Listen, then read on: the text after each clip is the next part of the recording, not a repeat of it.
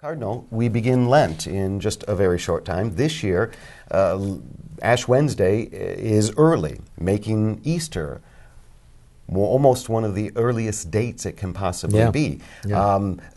But the whole way that Easter is set is interesting, and not many people realize. That's right. It's connected to the lunar cycle. That's right. It's the first Saturday after the first full moon after the vernal equinox. Right. It's the lunar calendar, Yeah. which was the calendar for the Jewish people, and so connected to Passover. So our celebration of Easter varies each year, as we kind of know, but people don't perhaps realize why. It's because it's a celebration within the cycle of lunar, calendar events, not the solar calendar. But in this case, therefore, we have the earliest possible date, almost, that Easter can be celebrated. So you've got it into February. It almost coincides with Valentine's Day, Ash Wednesday this year, which isn't too inappropriate. Valentine's is about love, and Ash Wednesday is about love too. And we were talking about penance earlier, and so the purpose of Lent is to rejoice in God's forgiveness and ask for it again, and then to do penance for forgiven sin. I mean, when we sin against somebody, we then try to make it up by giving them a gift or doing something that's sacrificial.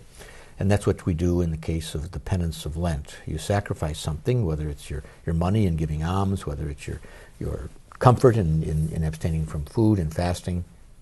The point of doing penance is to make up for the harm we've done by our sinfulness to other people, the offense against God. And it isn't that God doesn't forgive us, He does. He's infinite love. But the fact is, we have an obligation then to do our best to set things right on our side.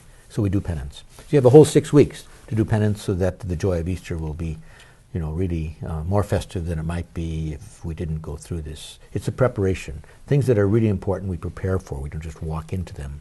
So Easter is the most important feast of the calendar, as you know.